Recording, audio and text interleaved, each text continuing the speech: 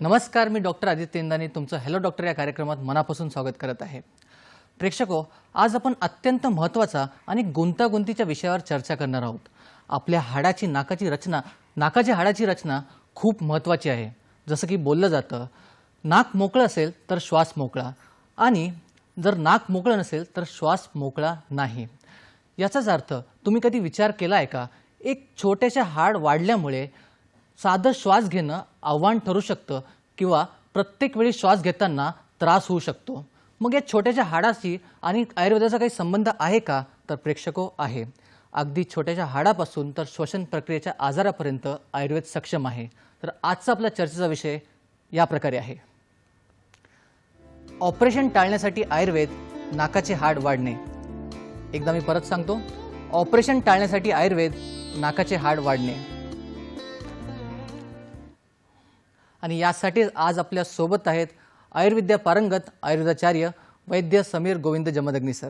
Sir, स्वागत आहे तुमचं या कार्यक्रमात. नमस्कार सर. सगळ्यांनाच परिचित आहेत, सरांना परिचयाची गरज नाही, पण ही संधी मला मिळाली तर ही मी सोडणार नाही. तर सरांचा परिचय मी थोडक्यात सांगतो. सर 35 वर्षापासून पुणे व मुंबई येथे यशस्वी आयुर्वेद चिकित्सक म्हणून कार्यरत आहेत. श्री विश्ववती आयुर्वेद रुग्णालय कोल्हापूर येथे प्रमुख चिकित्सक म्हणून काम करत आहे. Nargis Dutt memorial cancer hospital Barshi येथेही सर प्रमुख चिकित्सक आहेत. कॅन्सर, हृदयरोग, क्रिटिकल इलनेसेस, वंध्यत्व, गतिमंद्यत्व, मतिमंद्यत्व, पर्सनॅलिटी डिसऑर्डर या इतर आजारांवर सरांनी एक विशेष प्रावीण्य मिळवलं आहे. मराठी व हिंदी चित्रपटसृष्टीतील कलाकार, साहित्य, क्रीडा, राजकीय व सामाजिक क्षेत्रातील अनेक नामवंत व्यक्ती सरांकडून आयुर्वेद चिकित्सा घेत आहे. सरांच्या दवाखान्यामध्ये सरांच्या मार्गदर्शनाखाली आणि सल्ल्याने सर्व आजारांचे निदान व उपचार करण्यासाठी तसेच वेळेचा अपव्यय टाळून रुग्णांच्या सोयीसाठी एक्सपर्ट डॉक्टरांची टीम देखील सरांनी तयार केली आहे. वैद्य समीर जमदग्नी सरांकडे श्री विश्व अमृत आयुर्वेद अध्ययन या उपक्रमाद्वारे विद्यार्थ्यांना गुरुकुल पद्धतीने आयुर्वेदाचे शिक्षण मिळण्यासाठी सरांनी दखल घेतली आहे. तर असे बहुगुणी वैद्य आज आपल्यासोबत आपल्या स्टुडिओमध्ये उपस्थित आहे. सर, माझा पहिला प्रश्न तुमच्यासाठी असा आहे की नाकाचे हाड वाढणे म्हणजे नेमके काय? बरोबर. या एकंदरीत गोष्टीचं स्वरूप पहिल्यांदा आपण लक्षात घेणं खूप गरजेचं आहे. DNS म्हणजे डेव्हिएटेड नेझल सेप्टम जो आहे, त्याच्या हिशोबाने आपण नाकाचं आयुर्वेदाच्या हिशोबाने जो विचार आहे आणि ओहापोहा आहे तो करणार आहे. ऑपरेशन हा सगळ्यात शेवटचा मार्ग राहायला पाहिजे. उठसूट ऑपरेशन करायला नाही लागायला पाहिजे. आणि आपल्या खाण्यापिण्या वागण्यामध्ये बदल जर करत आपण गेलो तर अनेक आजारांची ऑपरेशन्स टाळली जाता येऊ शकतात. त्या हिशोबानेच आपण हा विषय घेतलेला आहे की ऑपरेशन टाळण्यासाठी आणि वेगवेगळ्या गोष्टी, गुडघेदुखी, मानदुखी किंवा कानाचा पडद्याचं ऑपरेशन, टाच वाढलेली आहे वगैरे, अशा वेगवेगळ्या विषयांच्यामध्ये आपण आयुर्वेद काय म्हणतोय ते बघत आहे.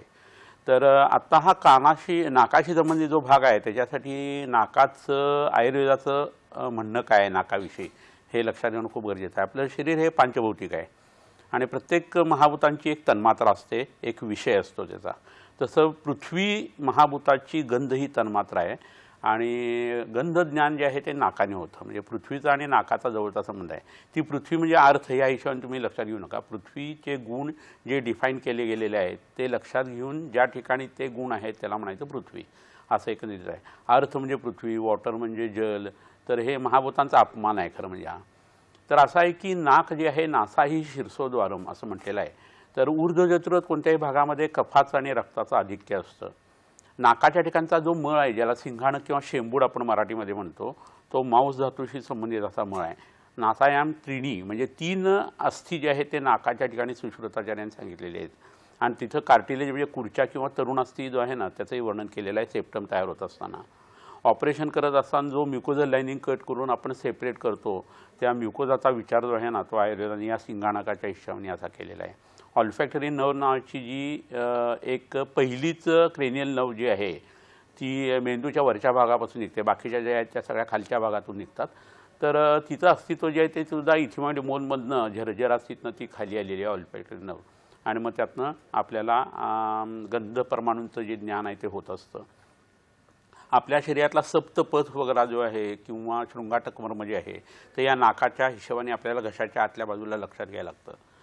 नाक असं म्हटलं की फक्त नाकाचा विचार आयुर्वेद करत नाही. शरीरामध्ये 12 बहिर्मुख स्रोत स्त्रियांच्या बाबतीत आहेत आणि 9 पुरुषांच्या बाबतीत आहेत. तर त्यापैकी बाहेरची जी ही छिद्र आहेत, 2 डोळ्यांची, 2 कानांची, 2 नाकांची आणि तोंडाचं एक, त्यातलं हे जे इंद्रिय आहे ते खूप महत्त्वाचं एवढ्यासाठी आहे की तिथून आपण मेंदूमध्ये जो प्रवेश करू शकतो गंधाच्या हिशोबाने, तो नस्याच्या हिशोबाने आयुर्वेदात वापरला गेलेला आहे. जसं बस्ती ही निम्मी ट्रीटमेंट आहे प्रत्येक आजाराची, तसं नस्य ही सुद्धा ट्रीटमेंट जी आहे ना ती अर्ध्यापेक्षा जास्ती अनेक आजारांच्या बाबतीत होऊ शकते. कारण शरीरातलं डोकं हे प्राणाचं स्थान आहे आणि प्राणोत्तर मूर्धगा असं म्हटलेलं आहे, आणि त्या प्राणावरती काम करायचं असेल तर नाकात औषध टाकणं हे गरजेचं आहे. हे जर लक्षात घेतलं तर आपलं ऊर्ध्वमूल कायम याने आहे आणि डोकं हे मूळ आहे आणि बाकी संपूर्ण शरीर जे आहे ते आपल्या फांद्या आहेत आणि जिनॅटल ऑर्गन्स ही फुलं आणि फळं आहेत. तर मुळावरती काम केलं तर फांद्यांच्यावरती फुलांच्यावरती सगळीकडे काम होतं. ह्या हिशोबाने सुद्धा नाकाचं महत्त्व हे अनन्यसाधारण आहे. योगशास्त्राच्या हिशोबाने जर बघितलं तर उजवी जी नाकपुडी आहे ती सूर्याची सांगितलेली आहे आणि डावी नाकपुडी जी आहे ती चंद्राची सांगितलेली आहे, आणि त्यातनं 45 मिनटं आपण श्वास घेत असतो. आत्ता आधुनिक शास्त्राला हा शोध काही वर्षापूर्वी लागलेला आहे आणि जुना ऋषीमुनींनी हे आधी सांगून ठेवलेलं होतं की 45 मिनटं ही नाकपुडी आपली बदलत असते. आणि 3 वेळेला, पहाटेच्या वेळेला, सूर्योदयाच्या वेळेला, दुपारी माध्यानीला आणि संध्याकाळच्या वेळेला तिन्ही संध्येला सुषुम्नेमध्ये श्वास सुरू असतो आणि तो ऊर्ध्वगामी असतो आणि साधनेसाठी तो उपयोगी पडत असतो. तर हे नाकाचं एकंदरीत प्रकरण लक्षात घेतल्यानंतर तिथं ऑपरेशन करताना 10 वेळा विचार करायला पाहिजे. तुमच्या साधनेलाही अडथळा येऊ शकतो आणि तुमच्या शरीरातल्या इतर ज्या घटना आहेत त्याच्यावरती सुद्धा त्याचा प्राणाच्या हिशोबाने परिणाम होऊ शकतो. तर हे एकदा लक्षात घेतलं की मग ते नाकाच्या रोगाची कारणं वगैरे काय आहेत, लक्षणं काय आहेत, किंवा त्याच्याबरोबरीनं त्याचे उपचार काय आहेत, केव्हा ऑपरेशनची खरंच गरज आहे, ऑपरेशनच्या प्री ऑपरेटिव्ह काय करायला पाहिजे, पोस्ट ऑपरेटिव्ह काय करायला पाहिजे, याच्याविषयी आयुर्वेदाचा जो टेक आहे ना तो लक्षात घेणं खूप महत्त्वाचं आहे. आणि तोच आजच्या आपल्या व्याख्यानाचा विवेच्य विषय किंवा पदार्थ आहे. नक्कीच. सर, माझा दुसरा प्रश्न तुमच्यासाठी असा आहे की नाकाचं हाड वाढण्याचे कारणे कुठले? बरोबर आहे. आता कसं होतं माहिती आहे का की कारणं ही अनेक पद्धतीची असतात. काही कंडिशन्स असतात त्याच्यामुळं नाकाचं हाड वाढतं, काही व्यसनं अशी असतात की त्याच्यामुळं नाकाची हाडं जी आहे ती वाढतात, त्याच्याबरोबर काही आजार असे असतात की ज्याच्यामुळे तुम्हाला या सगळ्या गोष्टीचा विचार करायला लागत असतो. सगळ्यात पहिलं कारण जे आहे ते म्हणजे मलमूत्राच्या वेगाचा अवरोध करणं. स्त्रियांना याची भयंकर घाण सवय असते आणि परिस्थितीमुळे असते. नवऱ्याचं काहीतरी डबा करून द्यायचा आहे, मुलांचं काहीतरी करायचं आहे आणि म्हणून लघवीला लागले, संडास लागले आणि गेले नाहीत, असं खूप वेळा होतं. तुम्हाला वाटेल ह्याच्यात फिजिकल फेनॉमिना आहे, नंतर गेलो म्हणून बिघडलं मोठं, तसं नसतं. हा नर्वस ऑपरेशन्स आहेत आणि तो इम्पल्स एकदा निघून गेला की त्याचा ब्रेनमध्ये न्यूरोट्रान्समीटरवरती सुद्धा परिणाम होतो एक. आणि दुसरी गोष्ट म्हणजे मळ किंवा मूत्र पडून राहिल्यानंतर त्यातले जे टॉक्सिन्स आहेत ती पुन्हा रिॲब्झॉर्व व्हायला लागतात शरीरात. ती रिॲब्झॉर्व झाल्यानंतर तुमचं शरीर कितीही ऑक्सिजनेटेड किंवा शुद्ध असो त्याच्यामध्ये ही इम्प्युरिटी असते आणि ती सगळ्या शरीराला जर सप्लाय त्याचा व्हायला लागला तर आस्ते आस्ते तुमच्या शरीरामध्ये विष वाढायला लागतात आणि तुम्ही आजारी पडायला लागता. तर त्यामुळं संडासला लागलं आणि लघवीला लागलं तर प्राण्यासारखं पटकन वेगाचं प्रवर्तन व्हायला पाहिजे असं म्हटलं जातं. अपानवायूच्या वेगातही तसंच प्रकरण आहे. अजीर्ण झालेलं असतं आणि त्याच्यावरती लोक जेवतात, म्हणजे आत्ता जेवलेले आहेत आणि कोणतरी आलं म्हणून पुन्हा आणखी काहीतरी खाल्लं तर अध्यशन आणि अजीर्णावरती जेवणं ह्याच्यामुळे सुद्धा सर्दी होते. तुम्ही म्हणाले असं कसं काय होतं? तर नाक हे कफाचं स्थान आहे. जठरामध्ये जो कफ तयार होतो तो संपूर्ण शरीरातल्या कफाला पोषण देत असतो. तर्पक कफ आहे मेंदूत, त्याला पोषण देतो. सांध्यामध्ये श्लेषक कफ आहे, त्याला तो बल देत असतो. तसं नाकातला कफ त्यांनी वाढणार आहे. तर तुमच्या जठरामध्ये जर अपचन झालं आणि त्यातनं टॉक्सिन्स तयार व्हायला लागली चिकट अशी, तर त्याचा सप्लाय नाकाकडे जातो आणि तुम्हाला सर्दी होणं हे शक्य असतं. दहीवर किंवा दव जे आहे ते अंगावरती पडणं, थंड पाण्याने आंघोळ करणं, थंड पाणी जे आहे ते पोटामध्ये घेणं, वारंवार खाणं, गुरू पदार्थ म्हणजे पचायला जड पदार्थ आहेत, चिकट आहेत, गोड आहेत असे पदार्थ वारंवार खाणं, तापासारखी अवस्था आहे आणि त्याच्यामध्ये तुम्ही अन्न जर भूक नसताना जर खाल्ली तर त्याच्यामुळं, नाकावरती आघात झाला तर, किंवा तुमचं शरीर वाढतं आहे तरुण वयामध्ये आणि नाकाच्या हाडाचा वाढण्याचा रेट जर इतर हाडांच्यापेक्षा जास्ती असेल तरीसुद्धा तुम्हाला डिव्हेटेड नेझल सेप्टमसारखी प्रक्रिया उत्पन्न होऊ शकते. नाकाला मार वगैरे लागलेला असेल तर, बाळणपण ज्यावेळेला होत असतं त्यावेळेला फोर्सेस डिलिव्हरी होत असताना बऱ्याच वेळा हा प्रकार घडतो. अतिचिंता तसा अतिक्रोध जो आहे ना तो सुद्धा सर्दी उत्पन्न करतो आणि प्रतिष्ठा उत्पन्न करतो. चिडचिड ज्यादा झाली की क्रोधात पित्त वाढतं, ते तीक्ष्ण उष्ण गुणात असतं, कफ पातळ होतो आणि प्रतिष्ठा म्हणजे सर्दी व्हायला लागते. आणि ही वारंवार व्हायला लागली तर तुमच्या नाकाचा जो पडदा आहे त्याला सुद्धा याला सूज यायला सुरुवात होत असते. त्याच्यावरून रात्रीचं खूप जागरण होणं, तुमचं डोकं फार दुखत असणं आणि सायनस वगैरे आतले जे आहेत ना ते खूप मोठ्या प्रमाणावरती खराब होण्याची शक्यता जी असते ती होत असते.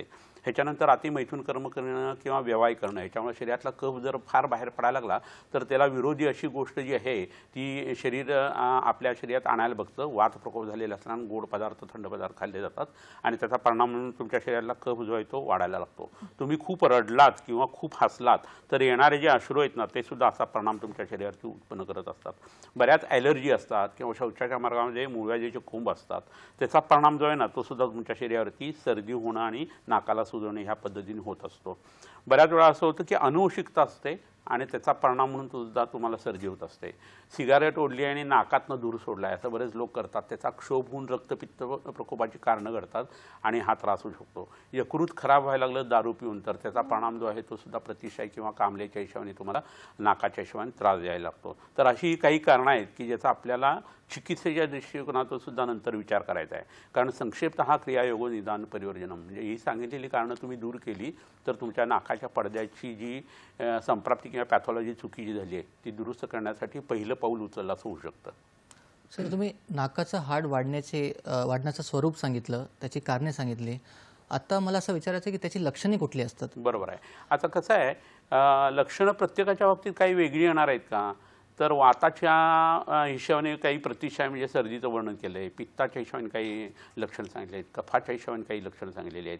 पण ही सगळी लक्षणं सांगत असताना आणि ह्याच्याबरोबरीनं नंतर हा आजार वाढल्यानंतर सान्निपातिक अवस्था ज्यावेळेला यायला लागते म्हणजे तिन्ही दोष वाढून ज्यावेळेला सर्दी उत्पन्न होते ना त्यावेळेची लक्षणं जी असतात ती आणखी काही वेगळ्या पद्धतीने आपल्याला दिसत असतात. परंतु अत्यंबुपान म्हणजे पाणी सारखं पिणारे लोक असतात युरोपियन लोकांसारखं बघून, तर लोक पोटातल्या पाण्याचं पचन व्हावे लागत असतं. बाहेरचं पाणी आणि शरीरातल्या ह्याच्यात खूप फरक आहे. 5.5 लिटर रक्त आणि साधारण 4 ते 5 लिटर आपला लिम्फ जो आहे तो लसिका ज्याला आपण म्हणतो ती जर लक्षात घेतली तर शरीरात ऑलरेडी तुमच्या 10-12 लिटर पाणी आहे, पाण्याचा अंश आहे आणि त्यात तुम्ही जर आणखी पाणी जास्ती प्यायला लागलात तर कफाचा प्रकोप होतो आणि तुमच्या शरीरामध्ये सर्दीची प्रतिशायाची लक्षणं दिसायला लागतात.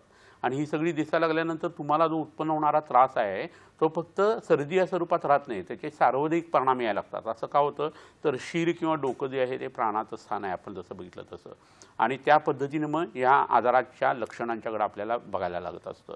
तर लक्षणं जर आपण पाहायची म्हटली तर पहिले ना नाकातून पाणी वाहणं असं बऱ्याच वेळा होतं. बऱ्याच वेळा नाकाच्या हाडाला सूज येते, तिथं बऱ्याच वेळेला आग होते असं लक्षण येतं. शिंका फार येणं किंवा नाक ब्लॉक होणं, एकच नाकपुडी ब्लॉक होणं अशा पद्धतीची लक्षणंसुद्धा दिसतात. त्याच्याबरोबर डोकं दुखणं, ताप येणं, नाक ब्लॉक झाल्या कारण तुम्हाला निद्रानाश जो आहे तो लक्षात यायला लागतो. ती पोस्ट नेझल ड्रीप जर व्हायला लागली तर तुम्हाला चव जी आहे ती तुमची बदलायला लागते. गंध आणि टेस्ट चव जी आहे ना ती दोन्ही एकाच पद्धतीने आपल्या लक्षात घ्यायला पाहिजे. ते समजा आपण नाक दाबलेला आणि कांदा खाल्ला तर आपल्याला सफरचंद खाल्ला का कांदा खाल्ला हे समजणारसुद्धा नाही. म्हणजे चव आणि गंध हे दोन्ही एकमेकाशी संबंधित असे असतात आणि ऑल्फॅक्टरी नर्वचे काही भाग जे हिस्से रेसिप्टर जे आहे ते मागच्या बाजूला असल्या कारणानं तुम्ही जे सॉलो करताना त्या पदार्थाचा गंध तुम्हाला येत असतो, असंही होत असतं. तर हे लक्षात घेतलं तर तुमच्या चवीवरती त्याचा परिणाम होणार आहे आणि त्याचा परिणाम तुमच्या नाकाच्या एकंदरीत रचनेवरती आणि त्याचं येणाऱ्या सुजेमुळे उत्पन्न होणारी लक्षणं अशा पद्धतीचं स्वरूप त्याचं असणार आहे. सर, नेहमीच आपल्यासाठी काही ना काहीतरी आरोग्यविषयक टिप्स घेऊन येतात. आपण त्या टिप्सबद्दल जाणून घेणार आहोत, पण सध्या वेळ झाली छोट्याशा विश्रांतीची. तेव्हा कुठेही जाऊ नका, पाहत राहा तुमचा लाडका कार्यक्रम हॅलो डॉक्टर.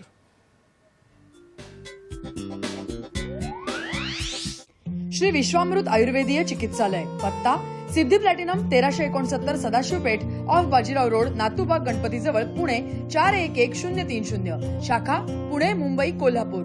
दूरध्वनी क्रमांक 8087732333 किंवा 7774918193 अथवा 8262885939. Email ID श्रीविश्वामृत@gmail.com.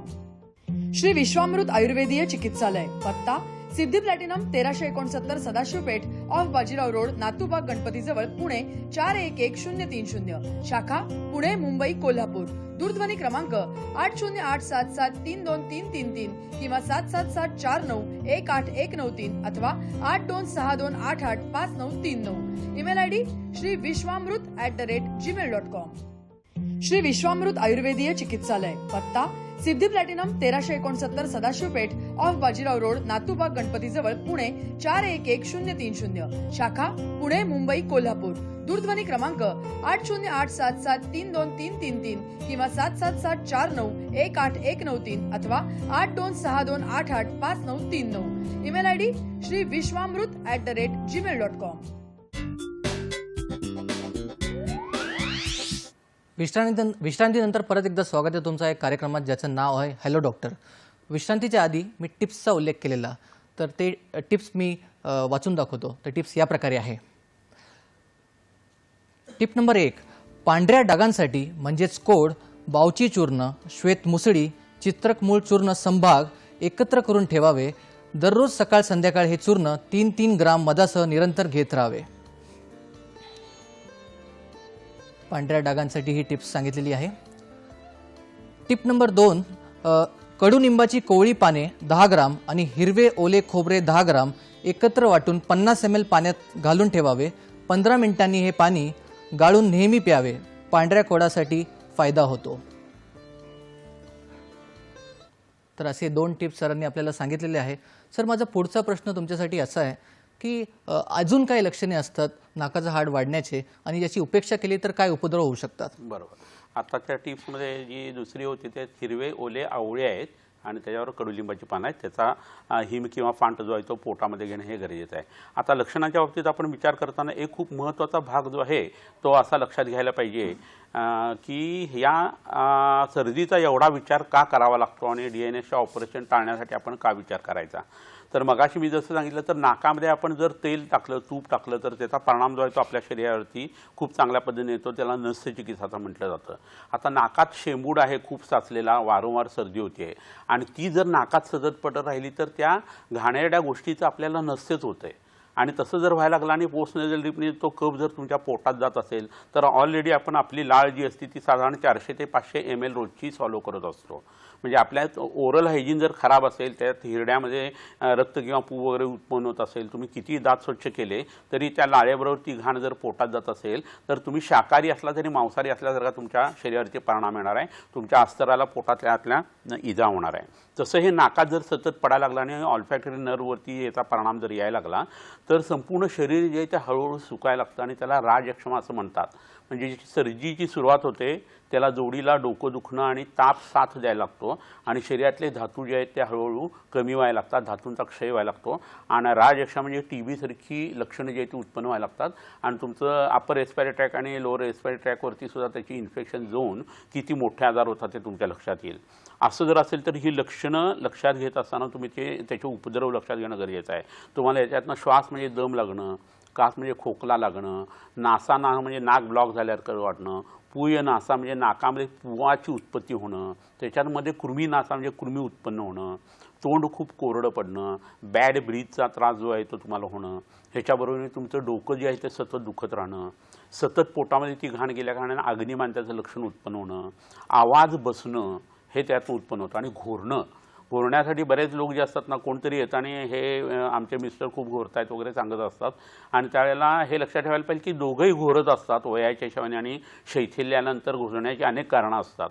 तर दोघांनाही झोपेचं औषध देणं आणि ॲपनियासाठीचे जे प्रकार आहेत औषधांचे ते करणं हे खूप गरजेचं आहे. त्या DNS हा एक महत्त्वाचा भाग असतो. कफ, सायनस, मागच्या बाजूला असलेली ॲडिनॉइड जी ग्रंथी आहे ती, टॉन्सिल जे असतात ते किसिंग टॉन्सिल्स असतात त्याचा विचार करायला लागतो, स्वरभेदाचा वगैरे विचार करायला लागतो. तर हे सगळं जे प्रकरण आहे ते त्यातनं उत्पन्न झालेलं असतं, आपल्या प्रतिशयातनं किंवा सर्दीतून उत्पन्न झालेलं असतं.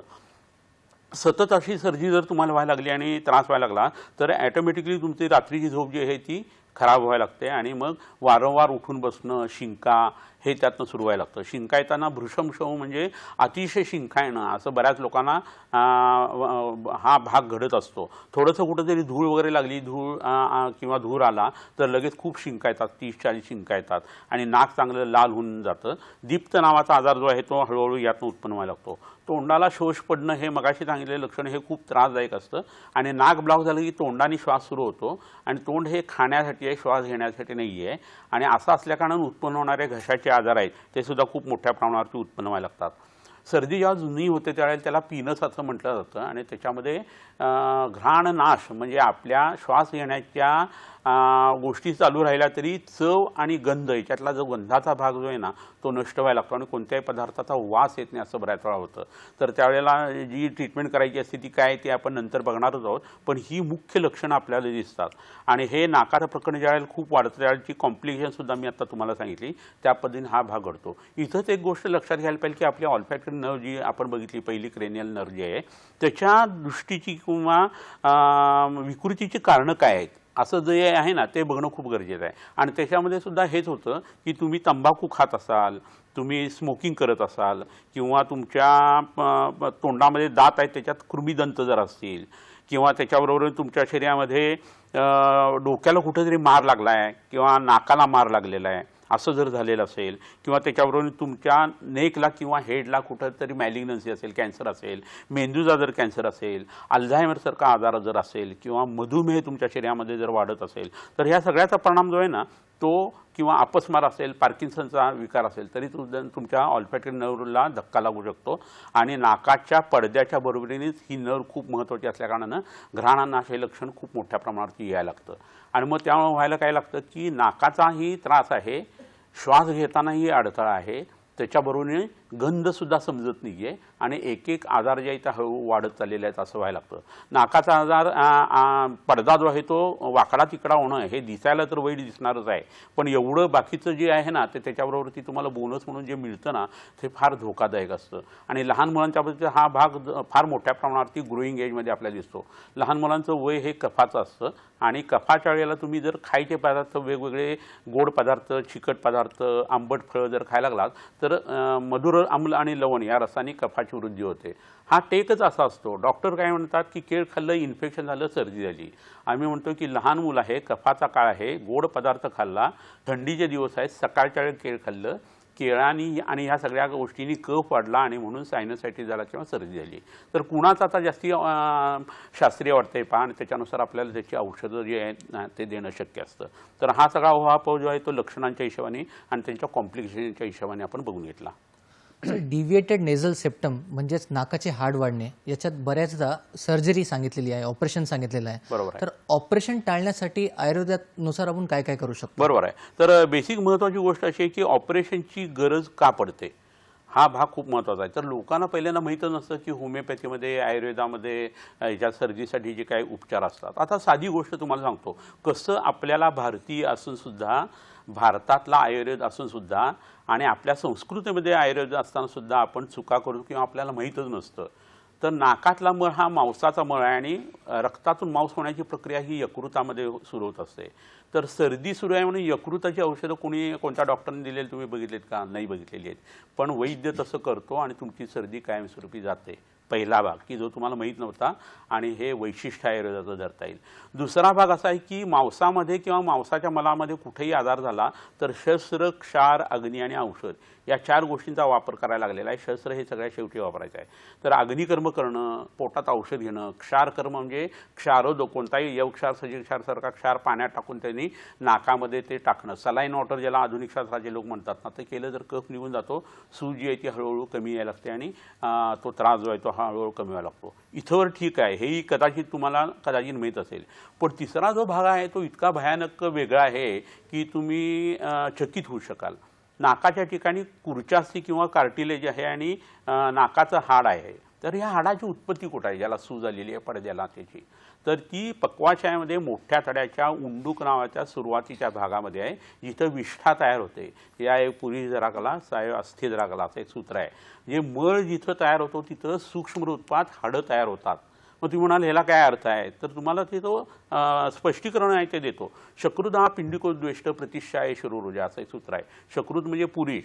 शौचाचा वेग आलेला असताना जर तुम्ही गेला नाहीत आणि आलेलं नसताना जर मुद्दाणून जाऊन बसलात तर ही पुरी जरा कला खराब होते, तुमची हाडं खराब होतात आणि त्याचा इम्पॅक्ट तुमच्या नाकावरती येतो वरती आणि प्रतिष्ठा हे लक्षण उत्पन्न होतं. आता तुम्हाला समजेल की या हाडाचा आणि या नाकाचा काय संबंध आहे आणि मोठ्या तड्यातल्या पचनाचा आणि तुमच्या नाकाचा काय संबंध आहे. तर हे आपल्याला माहीतच नसतं आणि आपण जाऊन लगेच ऑपरेशन करून घेतो. तर तुम्ही कृपा करून हे करून घ्या. यकृताचं काम सुधारा, मांस धातूचं काम व्यवस्थित करण्यासाठी त्याची ट्रीटमेंट करा आणि जवळच्या वैद्याच्याकडे जाऊन तिक्त क्षीर बस्ती करा. तर मलमूत्राचे वेग आणि आपानाचं निसरण व्यवस्थित व्हायला लागेल आणि तुमच्या नाकाच्या हाडांची सूज कमी येईल. हा आयुर्वेदाचा टेक असतो. हे जेव्हा केव्हाच तुम्हाला जमणार नाही आहे, नाकाच्या पडद्याला भोग पडले, तीव्र नासावरोध आहे, त्याच्याबरोबर आतमध्ये पॉलिप्स आहेत किंवा नाकातून खूप रक्त जातं आहे, नाकाचा अवरोध जो आहे तो कित्येक वर्ष चाललेला आहे, एकच नाकपुडी तुमची जी आहे ती सुरू आहे, चंद्रनाडी तुमची सतत सुरू असेल तर शरीरात थंडावाच येणार आहे आणि मग तुम्हाला सगळे कफाचे आजार आणि वाताचे आजार उत्पन्न होणार आहे. सूर्यनाडी जर सतत तुमची चालू राहिली तर मग तुमच्या शरीरात उष्णतेचा आविर्भाव जो आहे तो जास्त होणार आहे. हे शिवसर्वोदय शास्त्रामध्ये सगळं स्वराचं विज्ञान जे आहे ते स्पष्ट केलेलं आहे. तर ह्या पद्धतीची लक्षणं व्हायला लागतात. तुमच्या झोपेवरती त्याचा परिणाम व्हायला लागतो. कोणतंही औषध लागू पडत नाही आहे, आधुनिक शास्त्राचंही नाही, आयुर्वेदाचंही नाही. असं जर होत असेल तर तुम्ही ऑपरेशनसाठी जाणं हे बरोबर आहे. टर्बिनेट बोन जे आहेत ती तिन्ही बोन जी आहेत ती खूप वाढलेली आहेत. कॉन्काबुलोसाला तुमच्या सूज आतनं आलेली आणि एकदम क्रॉपअप तो झालेला आहे किंवा तुमच्या शरीरामध्ये जी लक्षणं आहेत त्याच्याबरोबर घोरणं, ॲपनिया हे लक्षण इतकं भयानक झालेलं आहे की पहाटेच्या वेळी तुमचा श्वास 1-1 मिनिट रोखला जातोय. तो जर त्याच्यापेक्षा जास्त झाला तर त्याच्यामध्ये आपला मृत्यूसुद्धा होऊ शकतो, इतकं ते धोकादायक लक्षण असतं. असं काहीतरी होत असेल ना तर मग तुम्ही त्यावेळेला ऑपरेशनसाठी जाणं हे वेगळं आहे. पण ह्या गोष्टीसाठी सुद्धा चांगला वैद्य प्रयत्न करू शकत असो हेही कुठंतरी आपण लक्षात ठेवणं गरजेचं आहे. नक्कीच. सर, आपल्याला एक फोन येतोय. जगन्नाथ दराडे बोलताय सिन्नरवरून. जगन्नाथजी, तुमचा प्रश्न विचारा. जगन्नाथजी, प्रश्न विचारा. बोला. हा, बोला. जगन्नाथजी, तुम्ही सलग बोलत राहा.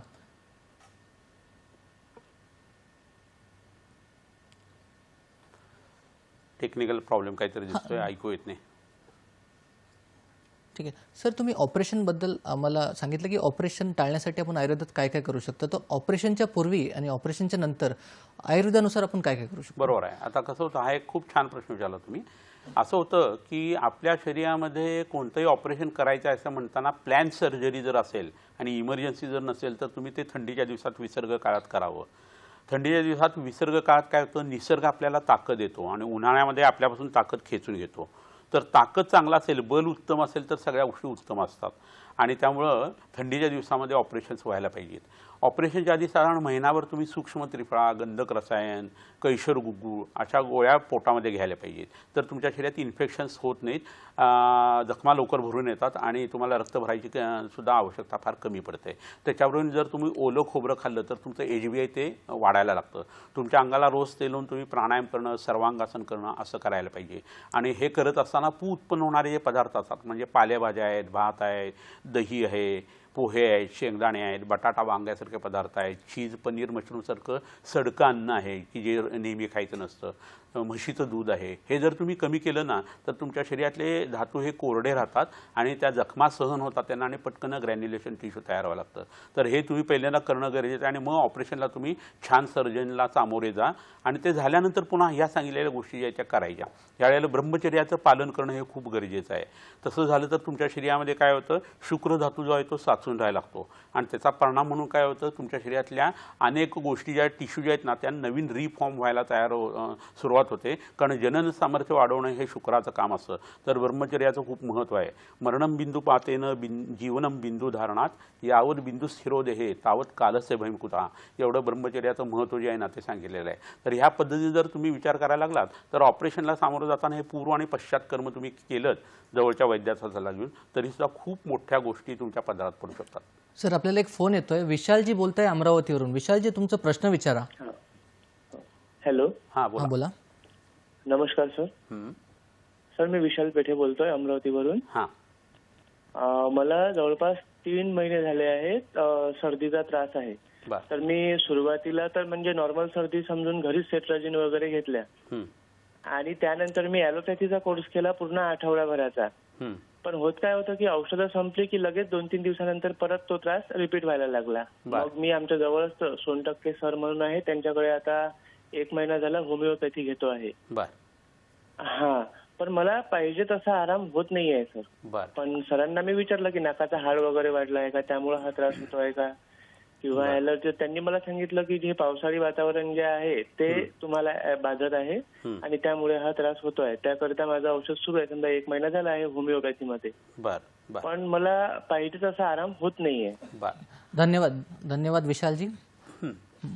तर याच्यासाठी एक साधा उपचार त्यांनी करावा. संध्याकाळचं जेवण बंद करायचं, त्यावेळेला भाजकं न खायचं. साळीच्या लाया किंवा पोहे भाजून त्याचे कांदे पोहे किंवा दिरडं थालीपीठ उपपीठ हे 6च्या आत घ्यायचं. दूध, फळं, आंबट आंबवलेलं बेकरीचं आणि शिळं बंद करायचं. बृहदहरिद्राखंड नावाचं औषध आहे ते आणि सीतोपलादी चूर्ण 25-25 ग्रॅम तुम्ही घ्या. त्या श्वास कास चिंतामणी 1 ग्रॅम आणि सहस्रपोटी अभ्रक 1 ग्रॅम घाला आणि हे सगळं मिश्रण जे आहे ते सकाळ दुपार संध्याकाळ 3 वेळा तुम्ही घेत चला. सुंठ आणि हळकुंड हे उगाळून त्याचा नाकावरती लेप करा आणि पाण्याचं प्रमाण कमी करा. साधारण 5 दिवस हे औषध झालं की नाकामध्ये तुपाचे थेंब तुम्ही सोडा की तुमची सर्दी पूर्णतः जाईल.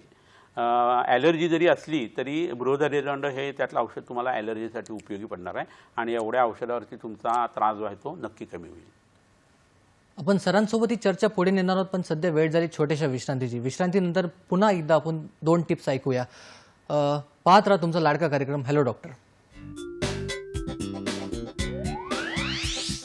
श्री विश्वामृत आयुर्वेदीय चिकित्सालय, पत्ता Siddhi platinum 1369 Sadashiv Peth off Bajirao road, Natubag गणपतीजवळ, पुणे 411030. शाखा पुणे, मुंबई, कोल्हापूर. दूरध्वनी क्रमांक 8087732333 किंवा 7774918193 अथवा 8262885939. Email ID shriviswamrut@gmail.com. Shri Vishwamrut आयुर्वेदीय चिकित्सालय, पत्ता Siddhi platinum 1369 Sadashiv Peth off Bajirao road, Natubag गणपतीजवळ, पुणे 411030. शाखा पुणे, मुंबई, कोल्हापूर. दूरध्वनी क्रमांक 8087732333 किंवा 7774918193 अथवा 8262885939. Email ID shriviswamrut@gmail.com.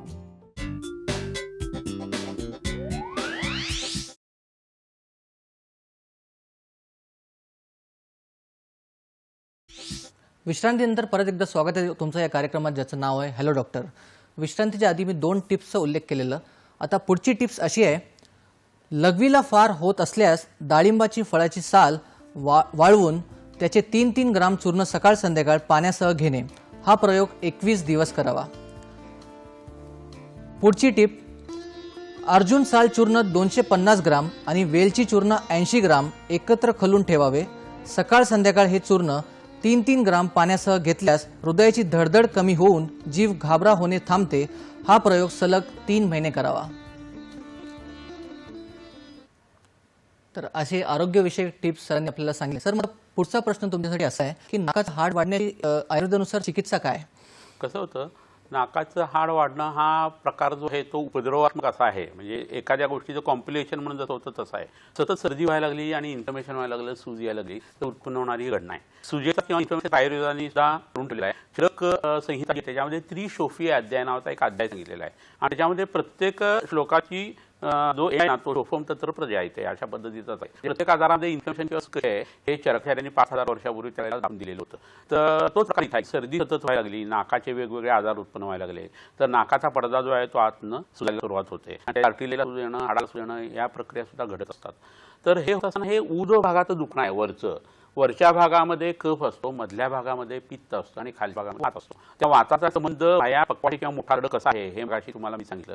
त्यामुळे फक्त एकच प्रकार करून इथं थांबायचं असं नाहीये. प्राणावर काम करणारी जी औषधं असतात ती मुहुर्मुहू म्हणजे वारंवार द्यायची असतात दिवसभर थोडी थोडी. तर त्याचा परिणाम जो आहे तो प्रतिशायी किंवा मुख्यातल्या वायूसाठी प्राणवायूसाठी चालतो. प्राणवायू म्हणजे O2 असा अर्थ नाहीये. ते 12व्या आधीचं जे O2 वगैरे प्रकरण आहे ना प्राणवायू ते आयुर्वेदात एकदम वेगळं असतं आणि आयुर्वेदाची प्राण, उदान, अपान, व्यान, समान हे 5 वायू सांगितले ना त्यापैकी 5 आपण बोलतोय की जो आपल्या शिराच्या ठिकाणी काम करतो. एकच वायू असतो प्राण आणि तो वेगवेगळ्या ठिकाणी जाऊन 5 पद्धतीने कामं करतो. खरं तर योगाटेशन जर मेल्यानंतर प्रेत फुगवून आलो आहे ना, तिथपर्यंत त्या प्राणाचा विचार जो आहे तो आयर्लंड आणि अध्यात्म केले आहे भारतीय संस्कृतीमधल्या. तर हे एकदा घेतलं तर ती कानं पहिल्यांदा थांबवलं आहे. तर डाव्या कानामध्ये जर आपण खोचायला सुरुवात केली तर आपलं शरीर जे आहे डांग ते बरोबर उजवं अंग सुरू होतं आणि सूर्याची नाडी सुरू होते आणि त्याच्यातला शरीराचा हवा कमी होतो. आणि एकदा झालं तर मग प्रतिशय कमी होण्याची आपोआप सुरुवात होते. पाणी जे प्यायचं आहे ते कमी प्यायचं आणि उकळेल पाणी प्यायचं आहे. बाहेर पाणी आणि आपल्या शरीरात पाणी हे वेगळं आहे. वरती टाकीमध्ये पाणी भरल्याने तोटीतनं ते होऊन गेल्या अशी सिस्टीम आपल्या शरीरामध्ये नाही आहे. त्या पाण्यातही पचवावं लागत असतं.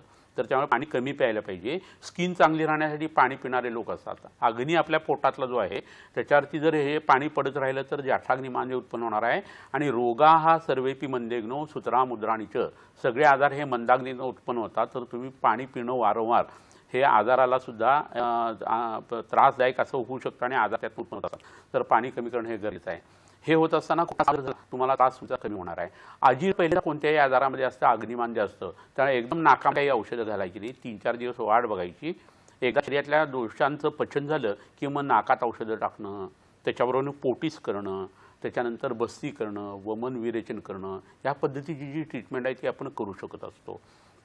तर हाच भाग महत्त्वाचा आहे की संध्याकाळचं जेवण जे आहे ना ते श्वासाच्या कोणत्याही आजारामध्ये, हृदयाच्या कोणत्याही आजारामध्ये हे किंवा सुलपणा असेल किंवा पोटाचा आजार असेल, 40 नंतरचं तुमचं वय असेल तर तुम्ही एकदा जेवायला सुरुवात करा. भूक करायची 20 तासामध्ये संध्याकाळ भाजका न खायचं. आज जर तुम्ही खायला सुरुवात केली तर दूध किंवा फळं खाऊ नका कारण त्यांनी कफ पडणार आहे, सर्दी तुमची कमी होणार नाही आहे. संध्याकाळी कोरडा थोडंसं दुपारी एक वेळेला तुम्ही 6 रसाचा आहार जर घ्यायला लागलात तर तुमची सर्दी जी आहे ती कमी व्हायला लागते. आता ॲलर्जी हा एक प्रकार इतका असतो की anything including the sun under the sun can cause allergy असं डॉक्टर लोक म्हणतात. तर हे म्हणजे भयंकरच आहे. पाण्याची ॲलर्जी निघते, ज्याचं नाव आपण जीवन म्हणतो त्याची ॲलर्जी सुद्धा निघते लोकांची आहे. म्हणजे हे भयंकर प्रकरण आहे. त्याच्यासाठी एक उदाहरण देतो म्हणजे हा विषय तुम्हाला स्पष्ट होईल. 23 वर्षाचं वय आहे एखाद्या मुलाचं आणि त्याला सर्दी झाली आणि डस्ट ॲलर्जी निघाली. तर डस्ट काय आधी नव्हती का तो माणूस नव्हता का त्याचं नाक नव्हतं, सगळे होते. पण शरीरात काहीतरी बदल झाला म्हणून आता ती धुळीची जी प्रक्रिया आहे तिची शरीरात त्याच्या विकृत होती आहे. तर शरीरातला तो बदल काढा. बाहेर धूळ आहे, तो माणूस आहे, त्याचं नाक आहे पण सर्दी नाही असं होऊ शकतं. तर अशा खोट्या खोट्या ज्या लिंबू ॲलर्जी असतात ना त्या वैद्याकडे जाऊन पंचकर्म केल्यानंतर सगळ्या निघतात. कोणतीही गोष्ट जी आहे ना त्याचा गंध आला किंवा ती जमिनीवरती पडली की त्याची माती तयार होते. मग कोळिष्टक असतील, धूळ असेल, धूर असेल, पोलन ग्रेन्स असतील, आणखी काही असेल तर हे पडलं की त्याची माती होणार आहे. तर मातीसाठी जे आयुर्वेदात औषध आले ते बालोपचारणी अध्याय जे आहे उत्तरतंत्रामध्ये वाग्भटात तिथं आलेली आहेत आणि मृदभक्षणजन्य पांडू म्हणजे माती खाल्ल्यामुळे उत्पन्न होणारा जो ॲनिमिया आहे त्याच्यात आलेली आहे. तर त्याच्यामध्ये हळद आहे, दारू हळद आहे, भारंगी आहे, शतावरी आहे, मेषशृंगी आहे, पुननवा आहे. ह्या वनस्पती ज्या आहेत ना त्या तुम्ही उकळून त्याचं तूप तयार करायचे, नाकात घालायचं, तेल तयार करायचं, ते अंगाला लावायचं आणि ह्याचे काढे करून तुम्ही पोटात घ्यायचे. तर जवळजवळ 95% ॲलर्जी आहेत त्या नष्ट होतात. हे कुठंतरी तुम्हाला लक्षात यायला पाहिजे आणि जवळच्या उद्याग्न ही ट्रीटमेंट पद्धती तुम्ही करून घ्या. ह्याच्यावरून जर तुम्ही वमन केलं तर कफ नष्ट होणार आहे आमाशयातला, जठरातला. बस्ती केला तर तुमचा मूळ आहे तो चांगला तयार होऊन हाड चांगली होऊन नाकाची सूज कमी येणार आहे. हे होत असताना तुम्ही औषधी तेल जी आहे ती नाकामध्ये टाकली तर त्याचा परिणाम जो आहे तो आपल्या ऑल्फॅक्टरी नर्ववरती येतो.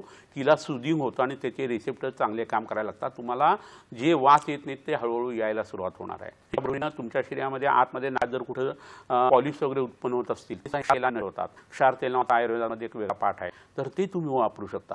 ह्याच्याबरोबर सायनसवरती घालायचा मॅक्झिलरी सायनसवर आणि फ्रंटल सायनसवरती घालायचे आहे. सुपारी आहे, हळकुंड आहे, वेखंड आहे, पुननवा आहे आणि तुरटी आहे. हे उगाळून तुम्ही रोज रात्री लेप लावायला सुरू करा. नाकावरती करा, त्याची सूज कमी येते आणि वाकडायला नाकात टाकलं तो हळूहळू नॉर्मल यायला लागतो. आणि त्याची जर ट्रीटमेंट असेल तर हे काम असं पटापटार व्हायला लागतं. तर हे लक्षात घेणं खूप गरजेचं आहे. ह्या पद्धतीने ट्रीटमेंटचा भाग जो आहे ना आपल्याला बघायचा आहे. सर आपल्याला एक फोन येतोय. सुभाष कदम बोलाय यवतमाळवरून. सुभाषजी तुमचा प्रश्न विचारा. हॅलो, मी यवतमाळ सुभाष कदम बोलतो. बोला बोला. माझ्या नाताला ते सर्दी झाली की कान फुटते आणि कानात मळ सुद्धा होते किंवा कान तडकते. आपलं वय किती आहे? माझं वय 65. बा ठीक आहे. आमच्या नाताचं आहे. हां. आणि व्यसनं काय आहेत का तुम्हाला?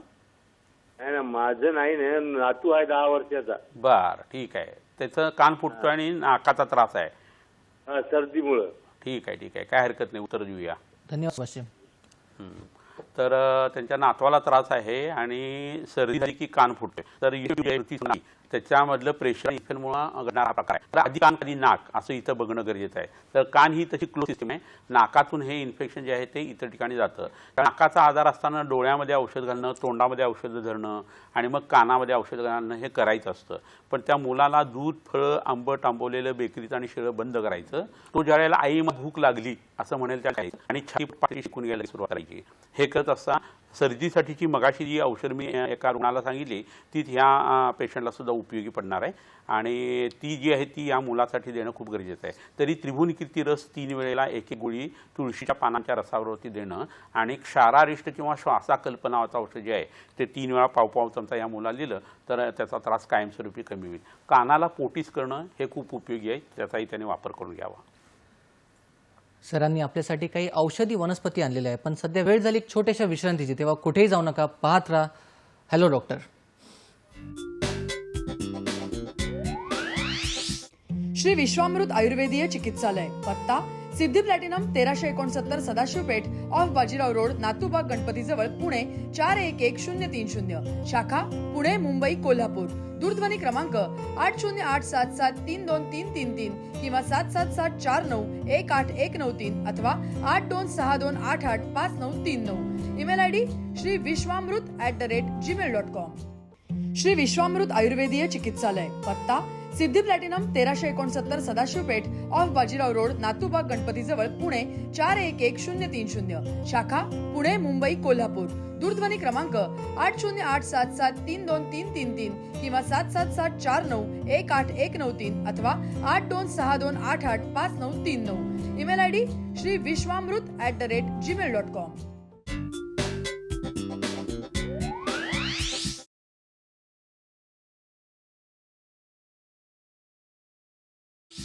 विश्रांतीनंतर परत एकदा स्वागत आहे तुमचं या कार्यक्रमात, ज्याचं नाव आहे हॅलो डॉक्टर.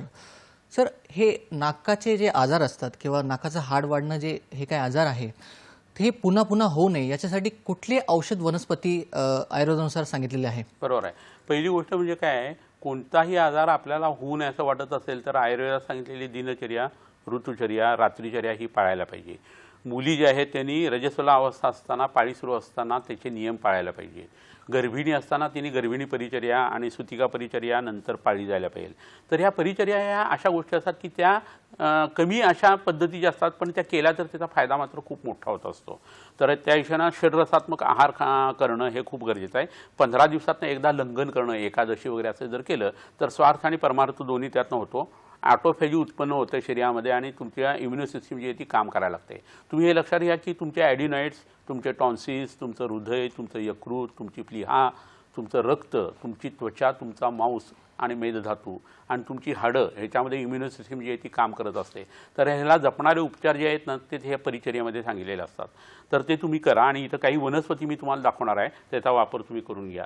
तर पहिली वनस्पती मी तुम्हाला जी दाखवतोय ही तुम्हाला सगळ्यांना माहीत असेल, ही रिंगणी नावाची, काटे रिंगणी नावाची वनस्पती आहे.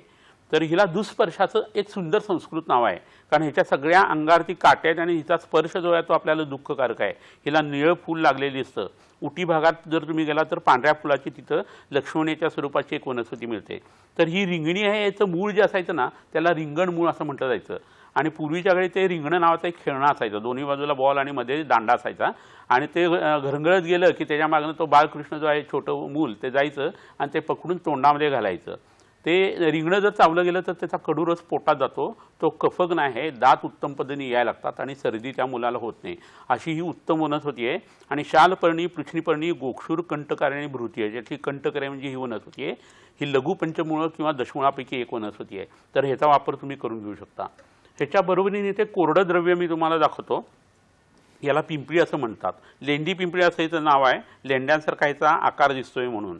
परंतु 64 प्रहरी पिंपळी म्हणजे 64 प्रहर खाल्लेली पिंपळीचं चूर्ण जे आहे ना ते दुधामध्ये घेणं किंवा याचा क्षीरपाक म्हणजे दुधात शिजून जर घेतलं तर लहान मुलांची, मोठ्या माणसांची सर्दी कमी होते, यकृताची सूज कमी होते, जलोदर जो असतो तोही यांनी कमी व्हायला लागतो, भूक वाढायला लागते आणि कावीळसुद्धा कमी होते. यकृताचं उत्तम टॉनिक आहे, त्यामुळे मांस धातूवरती याचं काम आहे. हे रसायन औषध आहे.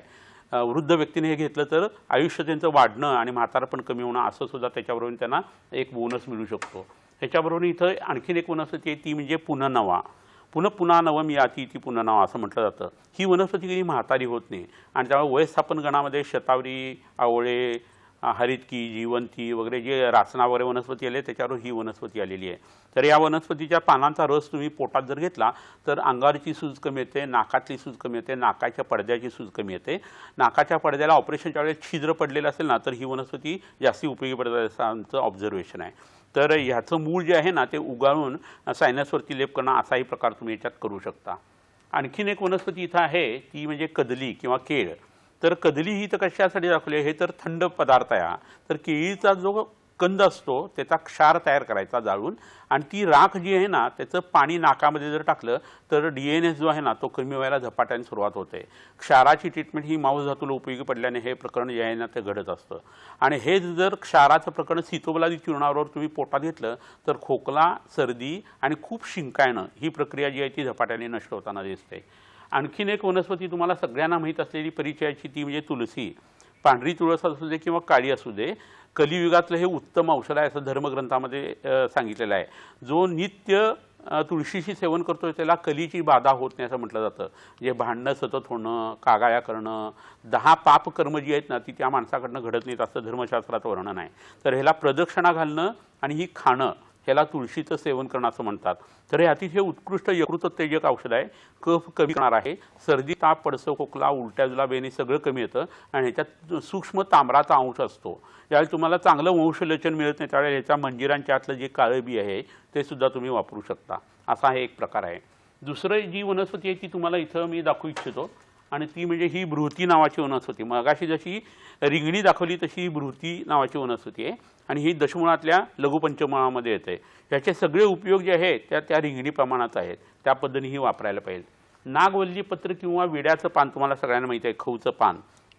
तर या पानाला तुम्ही ज्या वेळेला औषधाच्या स्वरूपात वापरता तेव्हा त्रिभुवनकीर्ती नावाचं एक औषध तुम्हाला सगळ्यांना ऐकून माहीत असेल.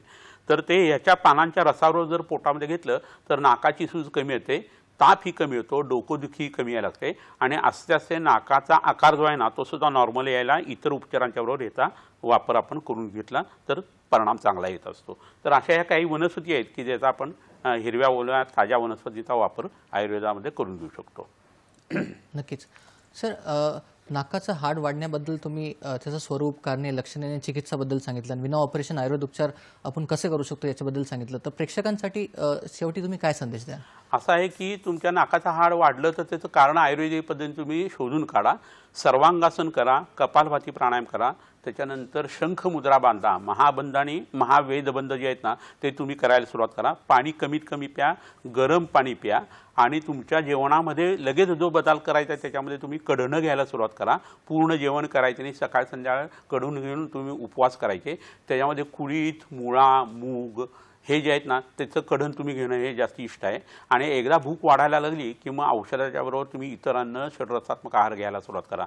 तर निश्चितपणे तुमच्या नाकाच्या हाडाची जी वाढ आहे ती नॉर्मलला यायला लागेल, नाक नॉर्मल व्हायला लागेल आणि तुम्हाला ऑपरेशनची फारशी गरज पडणार नाही. तर आज आपल्याला सरांनी नाकाचं हाड वाढण्याचं स्वरूप, त्याची कारणे, त्याची लक्षणे आणि त्याची चिकित्साबद्दल आपल्याला सांगितलं.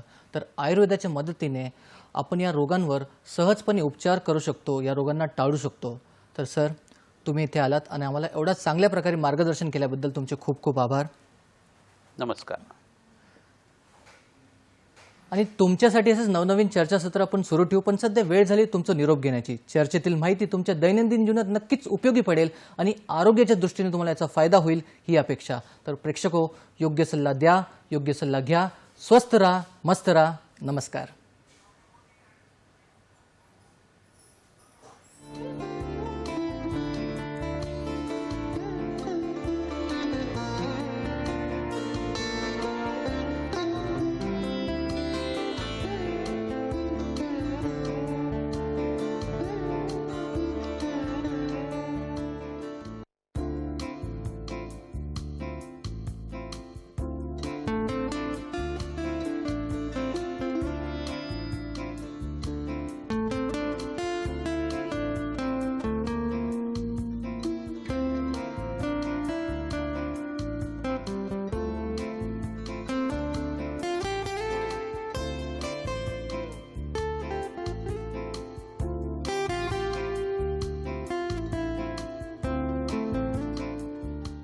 श्री विश्वामृत आयुर्वेदीय चिकित्सालय, पत्ता Siddhi platinum 1369 Sadashiv Peth off Bajirao road, Natubag Ganpati जवळ, पुणे 411030, शाखा पुणे, मुंबई, कोल्हापूर. दूरध्वनी क्रमांक 8087732333 किंवा 7774918193 अथवा 8262885939. Email ID श्रीविश्वामृत@gmail.com.